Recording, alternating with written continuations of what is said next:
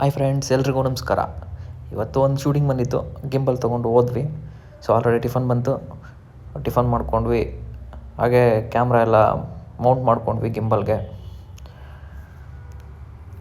ಇವತ್ತು 2 call sheet ಆಗಿತ್ತು. So ಹಂಗಾಗಿ ಶೂಟ್ ಮುಗಿಯೋ ಹೊತ್ತಿಗೆ 10:30 ಆಗೋಯ್ತು. ಅಲ್ಲಿಂದ ರೂಮಿಗೆ ಬರೋ ಹೊತ್ತಿಗೆ ಟೈಮ್ ನೋಡಿದ್ರೆ 12:30. ಸೊ ಇವತ್ತು ರೆಸ್ಟ್ ಮಾಡಿಕೊಂಡು ಮತ್ತೆ ಬೆಳಗ್ಗೆ 5:30ಗೆ ಎದ್ದು ಶೂಟಿಂಗ್ಗೆ ಹೊರಟೆ.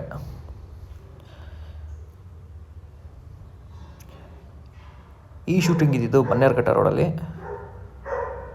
ಒಂದು ಹೊಸ ಸಿನಿಮಾ, ಅವರು ಟೀಸರ್ ಥರ ಶೂಟ್ ಮಾಡ್ತಿದ್ರು. ಎಲ್ಲ ಟೀಮೆಲ್ಲ ಗೊತ್ತಿರೋರೆ. ಟೀಮೆಲ್ಲ ಫ್ರೆಂಡ್ಲಿ ಇದ್ದಿದ್ದರಿಂದ ಕೆಲಸ ಮಾಡಿದ್ದು ಗೊತ್ತೇ ಆಗಲಿಲ್ಲ.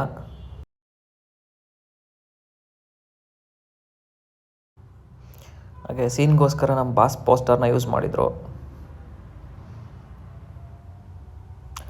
ನೋಡಿ, ಈ ರೀತಿ ಇತ್ತು ನಮ್ಮ ಸಿನಿಮಾ ಮೇಕಿಂಗ್.